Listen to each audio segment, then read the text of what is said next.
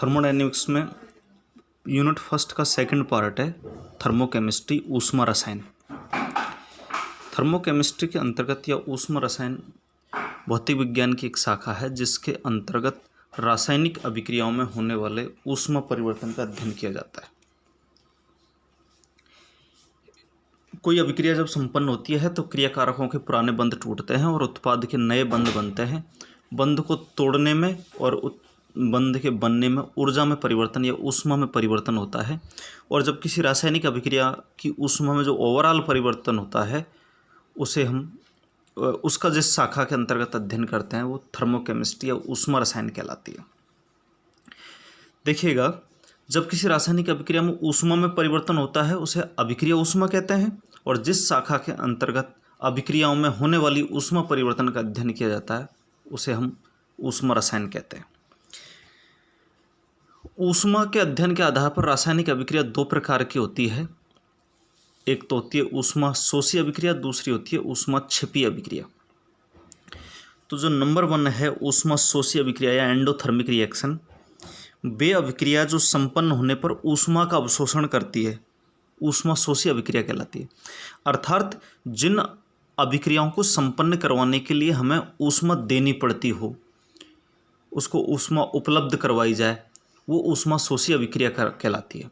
ऐसी अभिक्रियाओं में क्रियाकारक की तुलना में उत्पाद की ऊर्जा ज़्यादा होती है, अतः ओवरऑल जो परिवर्तन होगा उसमें ऊष्मा का अवशोषण होगा और टोटल एंथैल्पी में जो परिवर्तन आएगा वो पॉजिटिव में आएगा। अब आप एक उदाहरण से देखिएगा, N2 + O2 = 2NO। इसमें जो एंथैल्पी परिवर्तन है ΔH वो दे रखा है +43 किलो कैलोरी।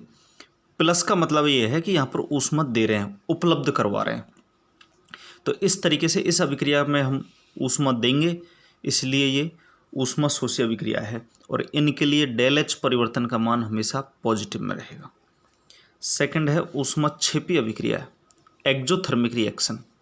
ऊष्मा छिपी अभिक्रिया उन अभिक्रियाओं को कहते हैं जिनके संपन्न होने के दौरान ऊष्मा बाहर निकलती है, अर्थात अभिक्रियाओं में ऊष्मा देनी नहीं पड़ेगी, उल्टी हमें मिल जाएगी। ऐसी अभिक्रियाओं को ऊष्मा छिपी अभिक्रिया कहते हैं। इनके लिए जो एंथैल्पी परिवर्तन ΔH परिवर्तन का मान नेगेटिव आता है। नेगेटिव इसलिए आता है क्योंकि इनसे हमें ऊष्मा प्राप्त होती है। आप उदाहरण देखो, N2 + 3H2 = 2 अमोनिया, और यहाँ पर जो एंथैल्पी परिवर्तन आया है वो आया है -22.4 किलो कैलोरी। यहाँ पर ये जो माइनस है, इस माइनस का अर्थ होता है कि इस अभिक्रिया के दौरान ऊष्मा बाहर निकलती है, ऊष्मा हमें प्राप्त हो जाएगी। ऐसी अभिक्रियाओं को ऊष्मा छिपी अभिक्रिया कहलाता है। नेक्स्ट है मानक अवस्था या स्टैंडर्ड स्टेट। मानक अवस्था का मतलब यह है कि यदि वायुमंडलीय दाब को 1 एटमॉस्फेयर रखा जाए और ताप को 25 डिग्री सेल्सियस रखा जाए, 25 डिग्री सेल्सियस कह सकते हैं या 298.15 केल्विन कह सकते हैं, तो ऐसी परिस्थिति को मानक परिस्थिति कहते हैं। मानक परिस्थिति क्या है? एक वायुमंडलीय दाब व 25 डिग्री सेल्सियस ताप, इसे मानक परिस्थिति कहते हैं। और जब कोई अभिक्रिया मानक परिस्थिति में संपन्न करवाई जाती है तो उसमें जो एंथैल्पी में परिवर्तन आएगा, ऊष्मा में परिवर्तन आएगा, उसे हम मानक ऊष्मा कहते हैं। और मानक ऊष्मा को हम ΔH डिग्री के द्वारा रिप्रेजेंट करते हैं। ये H तो एंथैल्पी है या ऊष्मा कह सकते हो, डेल परिवर्तन के लिए आता है और डिग्री मानक अवस्था के लिए आता है। तो ΔH डिग्री का मतलब यह है मानक अभिक्रिया ऊष्मा, मानक एंथैल्पी परिवर्तन। नेक्स्ट है आपके अभिक्रिया ऊष्मा। देखो, जैसा कि अभी हम बात कर रहे थे, कोई रासायनिक अभिक्रिया है जिसका संतुलित समीकरण दे रखा है। अब उसमें क्रियाकारकों के संपूर्ण मोलों को उत्पाद में बदलने में जो ऊष्मा में परिवर्तन होगा वो अभिक्रिया ऊष्मा कहलाती है, अभिक्रिया की एंथैल्पी कहलाती है। हम सीधी सी भाषा में कह सकते हैं कि किसी रासायनिक अभिक्रिया के पूर्ण होने में क्रियाकारकों से उत्पाद बनने में जो ऊष्मा में परिवर्तन होता है वो अभिक्रिया ऊष्मा कहलाती है। अब अभिक्रिया ऊष्मा कई प्रकार की होती है, दहन ऊष्मा है, तन्नुकरण की ऊष्मा है, उदासीनीकरण ऊष्मा आदि। इसका उदाहरण देखो आप, कार्बन है सॉलिड स्टेट में, प्लस इसका ऑक्सीकरण करवाया हमने, O2 से अभिक्रिया करवाई तो CO2 बन गया, और इसमें जो एंथैल्पी में परिवर्तन आया है वो आया -94.03 किलो कैलोरी। अब ये क्या कहलाएगी? अभिक्रिया ऊष्मा। नेक्स्ट है स्थिर दाब एवं स्थिर आयतन पर अभिक्रिया ऊष्मा है। अर्थात यहाँ पर हम कंडीशन लगा देंगे स्थिर दाब और स्थिर आयतन की, तो अभिक्रिया ऊष्मा में क्या परिवर्तन आएगा वो हमें देखना है। अब सबसे पहले हम कंडीशन लगा रहे हैं, यदि अभिक्रिया को स्थिर दाब पर संपन्न करवाया जाए, अभिक्रिया को जब हम स्थिर दाब पर संपन्न करवाएंगे तो जो एंथैल्पी की समीकरण है E बराबर H प्लस PV, वो समीकरण निम्न प्रकार आएगी, डेल H होल P, P का मतलब यह है कि यहाँ पर दाब को स्थिर रख रहे हैं, इसी तरीके से डेल E P प्लस यहाँ पर H बराबर E प्लस PV में से P को कांस्टेंट रख दिया, आयतन में परिवर्तन कर दिया, तो अब ये पूरी समीकरण क्या होगी? डेल H होल P डेल E होल P plus P del B, ये ऊष्मागत की समीकरण। अब देखिएगा आप, माना कि रासायनिक अभिक्रिया में क्रियाकारक व उत्पाद दोनों ही ठोस और द्रव है, तो देखिएगा यदि किसी अभिक्रिया में क्रियाकारक और उत्पाद ठोस अथवा द्रव अवस्था में हो तो वहाँ पर दाब का प्रभाव नगण्य होता है या दाब का प्रभाव नहीं पड़ता, और होता भी है द्रवों पर तो बहुत कम होता है, जिसकी हम उपेक्षा कर देते हैं। तो जब हम स्थिर दाब व स्थिर आयतन पर ठोस या द्रव, या मैं ऐसे कह दूं कि अभिक्रिया में ठोस और द्रव अवस्था में संपन्न करवाई जाए तो दाब के साथ उनके आयतन में कोई परिवर्तन नहीं होगा, क्योंकि जैसे जैसे आप दाब बढ़ाओगे आयतन ना तो घटेगा ना ही बढ़ेगा ठोस और द्रव में, इसलिए डेल बी का मान 0 हो जाएगा। आप ध्यान दीजिएगा, दाब बढ़ाने पर आयतन में परिवर्तन नहीं होता है, क्योंकि ठोस में और द्रव में संपीड़ितता का गुण नहीं पाया जाता, इसलिए जब डेल बी को हम 0 करेंगे, इस डेल वी को 0 कर देंगे तो ये ऊपर वाली समीकरण में ये पूरा पार्ट 0 हो जाएगा, तो ये हो जाएगा डेल एच पी बराबर डेल ई पी। तो ये तो है ठोस और द्रव के लिए।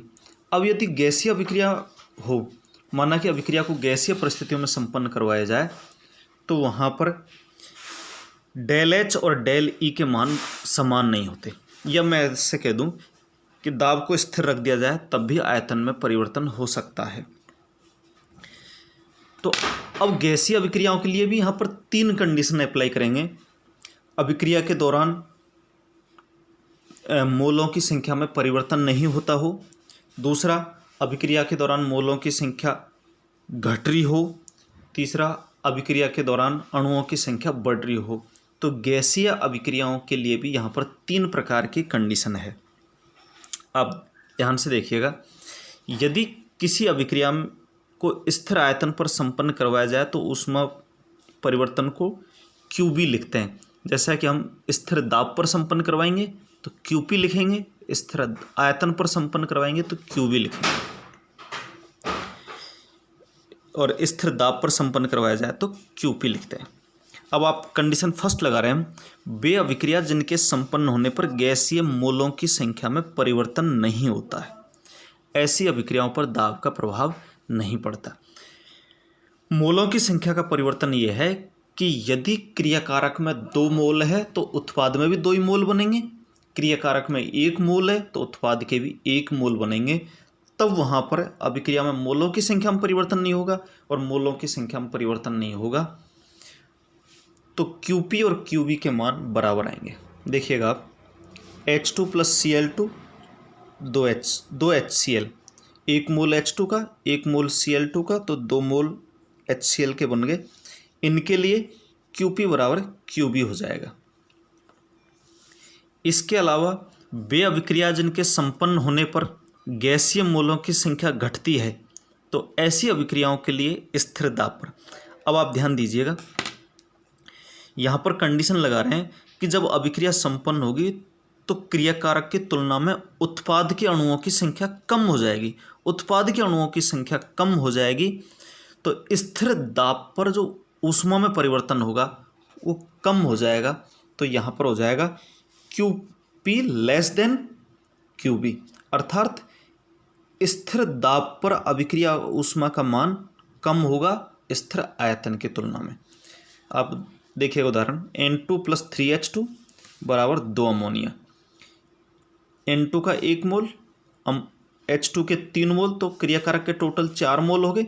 अब जब ये अभिक्रिया संपन्न होगी तो 2 अमोनिया के अणु बनेंगे, तो यहाँ पर 2 मोल, अर्थात जब अभिक्रिया संपन्न होगी तो मोलों की संख्या घट रही है, और जब मोलों की संख्या घट रही है तो वहाँ पर स्थिर दाब पर अभिक्रिया ऊष्मा का मान घट जाता है। इसी प्रकार जिन अभिक्रियाओं के संपन्न होने पर गैसीय मोलों की संख्या बढ़ती हो तो उनके लिए स्थिर दाब पर अभिक्रिया ऊष्मा का मान बढ़ जाता है। अब आप दोबारा ध्यान दीजिएगा, हमने कंडीशन क्या लगाई है, हमने कंडीशन ये लगाई है कि यदि अभिक्रिया के दौरान मोलों की संख्या बढ़ रही है, अणु बढ़ रहे हैं, तो वहाँ पर स्थिर दाब पर अभिक्रिया ऊष्मा का मान बढ़ जाता है।